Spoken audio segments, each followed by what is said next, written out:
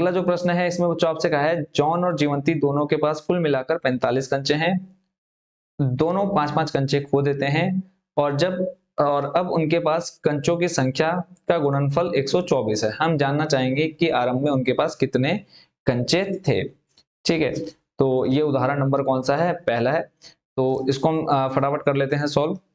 Example number पहला, मैं इसको जरा बुक पर ले चलता हूं।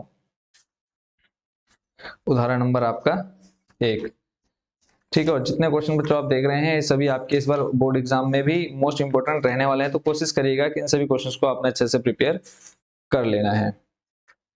ठीक है, और कोई भी डाउट हो आपको तो आप एनी टाइम कभी भी ये क्वेश्चंस के आंसर और अच्छे से समझना चाहते हैं तो आप बस कमेंट बॉक्स में आप प्यारा सा कमेंट डाल दीजिएगा।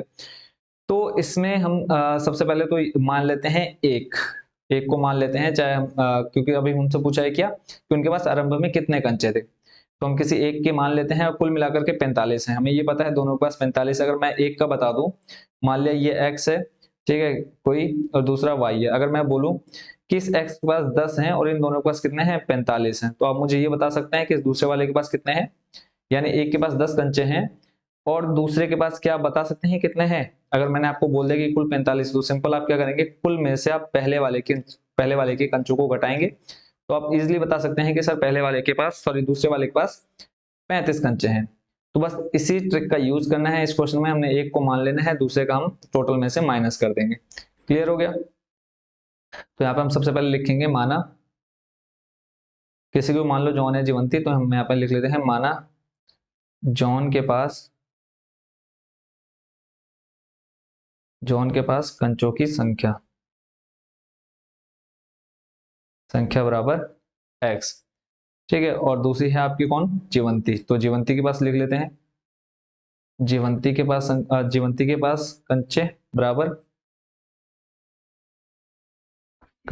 कुल कितने हैं? 45, और 45 में से अगर मैं x घटा दूंगा यानी पहले वाले के घटा दूंगा तो हमें जीवंती के कंचों की संख्या पता चल जाएगी।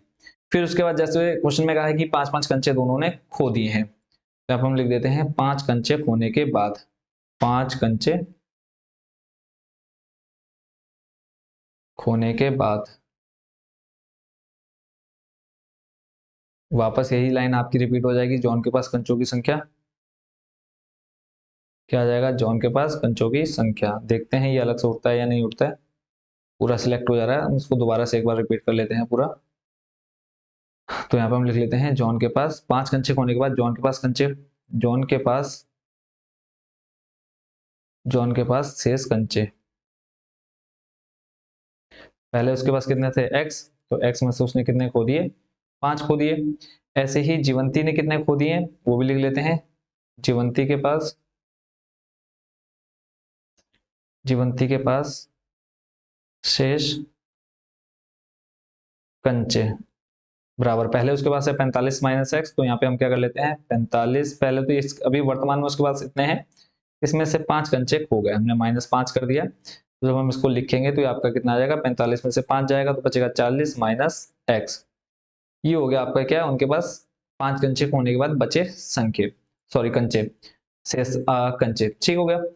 तो अब उनके पास कंचों की संख्या का गुणनफल, अब जैसे प्रश्न में कहा है हम बस वही चीज यहाँ पे लिखने वाले हैं। यहाँ पे हम लिख देते हैं प्रश्नानुसार। क्या लिख दिया हमने? प्रश्नानुसार, यानी गुणनफल आपको दे रखा है, गुणनफल दिया है। ठीक है, गुणनफल क्या बोला है? जो उनके पास शेष कंचे बचे हैं उनका गुणनफल। तो अभी जॉन के पास है x माइनस 5 और जीवंती के पास है 40 माइनस एक्स। ठीक है, और इनका गुणनफल आपको दे रखा है कितना? 100 कितना दिया है बच्चों? 124। ठीक है, एक बार कंफर्म कर लेते हैं। 124 गुणनफल दे रखा है क्वेश्चन में, बराबर में आ जाएगा आपका 124। ठीक है, सिंपल हमने क्या करना है, यहाँ पर हमने इसकी मल्टीप्लाई एक दूसरे से करा देनी है। यहाँ पे पहले हम x की गुणा दोनों में कराएंगे, फिर 5 की गुणा दोनों में कराएंगे। एक हमारा क्या निकल के आ जाएगा? समीकरण निकल जाएगा, द्विघात समीकरण। तो x गुणा 40 में कराएंगे तो ये बन जाएगा आपका बच्चों 40x, फिर x गुणा आप माइनस x में कराएंगे तो बन जाएगा आपका माइनस का x स्क्वायर। क्लियर है? फिर आपने -5 की गुणा 40 में करानी है तो माइनस प्लस हो जाएगा माइनस, फिर हो जाएगा 5 चौको 20 और एक जीरो ऑलरेडी है 40 के पास, तो यहाँ पे एक जीरो लग गया। फिर माइनस, ये माइनस और ये माइनस मिलकर आपका बना देंगे प्लस, तो यहाँ पे आ जाएगा आपके पास प्लस का 5x बराबर 124। ठीक हो गया। अब अगला जो स्टेप आपको लेना है वो आपका क्या हो जाएगा, इन सबको हम ले जाते हैं बराबर के दूसरी साइड उठा करके, या पहले हम इसको जो सॉल्व हो रहा है उसको यहीं सॉल्व कर लेते हैं। देखो 40 और ये प्लस का 5, ये बन जाएगा आपका कितना, 45। ठीक है, तो पहले हम एक्स स्क्वायर को आगे ले लेते हैं, माइनस का एक्स स्क्वायर आगे आ गया, प्लस का देखो 40 और प्लस 5 जोड़ोगे तो हो जाएगा आपका कितना, 45x। यहाँ पर आ जाएगा आपका 45x। ठीक है, माइनस में आपके पास कितना, 200, बराबर में आ जाएगा आपका 124। ठीक हो गया। अब अगला स्टेप आपको क्या करना है, इन सभी को बराबर के हम ले चलते हैं राइट साइड में, यानी इन तीनों को हमने बराबर के दूसरी साइड लेकर जाना है। तो माइनस का एक्स स्क्वायर है, इधर आके क्या हो जाएगा आपका बच्चों, प्लस का एक्स स्क्वायर हो जाएगा। प्लस का 45 है, बराबर की इधर लाएंगे हो जाएगा 45 का एक्स, और माइनस में माइनस का 200 है, इधर आएगा तो हो जाएगा बच्चों किसमें, प्लस का 200, और ऑलरेडी इधर आपके पास कितना है, प्लस का 124 है बराबर 0। अब इसको थोड़ा सा सॉल्व कर लेते हैं, आपके पास आ जाएगा एक्स स्क्वायर माइनस का 45x, 200 प्लस 124 को जोड़ोगे तो ये बन जाएगा आपका 324 किसका, प्लस में। क्लियर हो गया। अब आपके पास जो एक द्विघात समीकरण निकल करके आ गया है वो आ गया एक्स स्क्वायर माइनस का 45x प्लस 324, ठीक है, बराबर में 0। अब सिंपल यहाँ पे आपने किसका यूज करना है, द्विघाती सूत्र का यूज करना है। द्विघाती सूत्र या जिसको हम श्रीधराचार्य के सूत्र के नाम से भी जानते हैं, उसका यूज हम यहाँ पे करने वाले हैं। ठीक है, और ये द्विघाती सूत्र है, श्रीधराचार्य सूत्र आप ऑलरेडी अच्छे से जानते ही हैं। तो यहाँ पर पहले हम क्या कर लेते हैं, द्विघाती सूत्र को लिख लेते हैं। ठीक है, द्विघाती सूत्र, या इसको आप श्रीधराचार्य सूत्र करके भी लिख सकते हैं।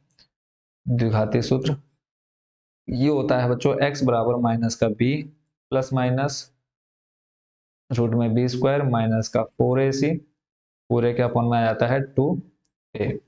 ठीक है, अब यहाँ पे आप क्या देख रहे हैं, a b c करके कुछ देख रहे हैं, इनके मान कहाँ से निकलेंगे। तो यहाँ पे हम सिंपल क्या कर रहे हैं, करते हैं इस समीकरण को मान लेते हैं एक, लिखेंगे यहाँ पे समीकरण एक की तुलना,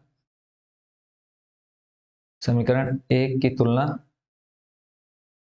मानक रूप से करने पर, किससे, मानक रूप से करने पर।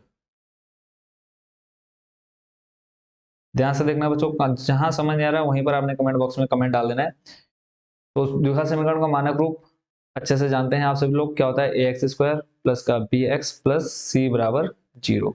अब यहाँ पे देखो एक्स स्क्वायर है, इधर भी एक्स स्क्वायर है, तो एक्स स्क्वायर से अगर हम एक्स स्क्वायर हटा देंगे तो कुछ नहीं बचेगा वहां पे, और जब कुछ नहीं बचेगा तो आपका क्या आ जाएगा, सिर्फ एक आ जाएगा। ठीक है, यानी ए का मान हो जाएगा 1। ऐसे ही बी, यहाँ पर देखो बी के साथ क्या है, एक्स, और यहाँ पे एक्स के साथ कितना है, माइनस का 45 है, तो यहाँ पे आ जाएगा बी का मान माइनस का 45। ठीक है, ऐसे ही सी का मान अगर हम यहाँ पे लिखें तो सी, यहाँ पे देखो लास्ट में आपका प्लस का सी है, और यहाँ पे आपके पास कितना है, सी की जगह पे पूरा 324 है, तो सी बराबर आ जाएगा आपका 324। आई हो अभी आप शायद आप लोगों को अच्छे से दिख नहीं रहा होगा, तो इसको मैं थोड़ा सा जूम कर लेता हूँ। ठीक है, तो यहाँ पे पहले वाले का मान हमने कितना लिया, एक, दूसरे का माइनस का 45 क्यों लिया, देखो द्विघात समीकरण का मानक रूप अगर मैं यहाँ पे लिखूँ तो ए एक्स स्क्वायर प्लस का बी एक्स प्लस सी बराबर 0 होता है। ठीक है, देखो एक्स स्क्वायर से एक्स स्क्वायर खत्म हो गया, आपको पता है अचर पद के साथ हमेशा एक मल्टीपल रहता ही है, तो एक ए बराबर कितना आ जाएगा, ए।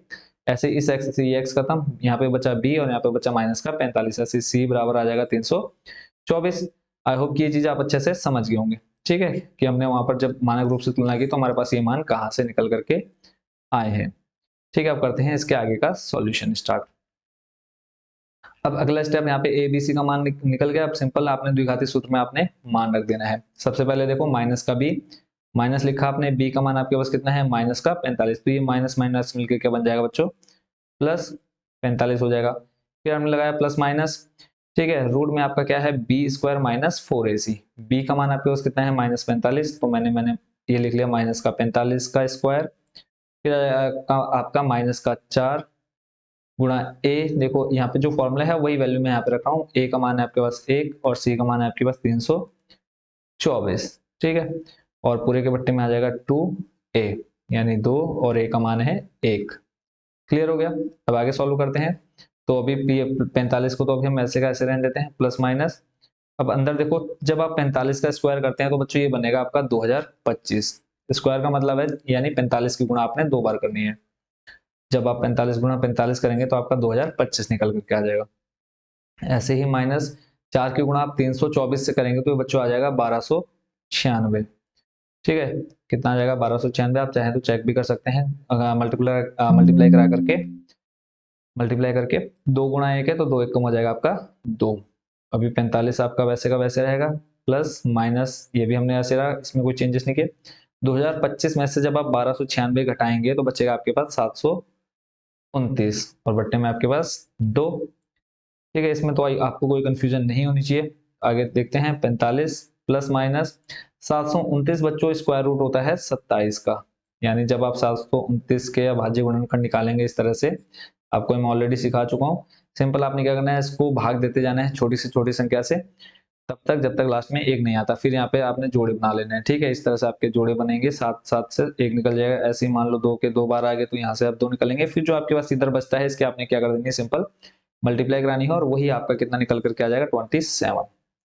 आई होप इतनी चीज आपको समझ में आ गई होगी। ठीक है, और बट्टे में आपके पास कितना है 2, यहाँ पे हमने लिख लिया 2। अब बाकी इसके आगे का सोल्यूशन करते हैं ऊपर से, ऊपर से करें इधर साइड में कर देते हैं, तो इधर से हम इसके साइड में ले लेते हैं बाकी का सोल्यूशन।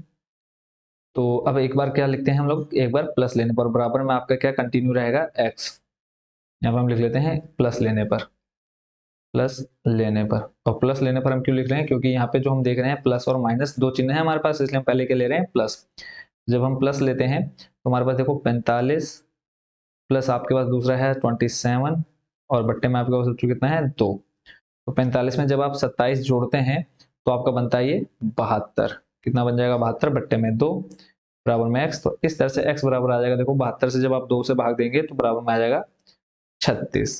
ठीक है, ऐसे ही दूसरा है हमारा माइनस लेने पर। जब हम माइनस लेते हैं तो x बराबर हो जाएगा 45 माइनस का 27 बट्टे में 2 और यहाँ पे x बराबर आ जाएगा आपको कितना 18 बचेगा। जब आप 45 में से 27 घटाएंगे और बट्टे में 2 है तो x का मान यहाँ पे आ जाएगा बच्चों कितना 9। ठीक हो गया।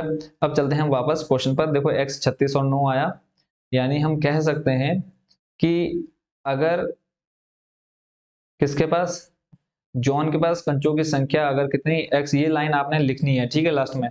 तो जॉन जब x बराबर कितना आपने लास्ट में लिखना है, जब x बराबर आपके दो आंसर आए हैं, एक तो आपका कितना आया है बच्चों 36 आया, ठीक है देखो एक आया है आपका कितना 36।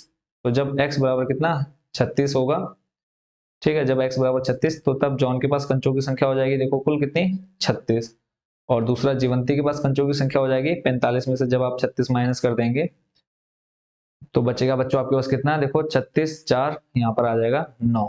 ठीक है, जब जॉन के पास कितने हैं 36 कंचे तो जीवंती के पास होंगे 9, और जब x बराबर आप लेंगे कितना 9, जब x बराबर आप लेंगे 9, ठीक है तब जॉन के पास कंचों की संख्या हो जाएगी बच्चों कितनी 9। ऐसे ही जीवंती के पास कंचों की संख्या हो जाएगी कितनी टोटल 36।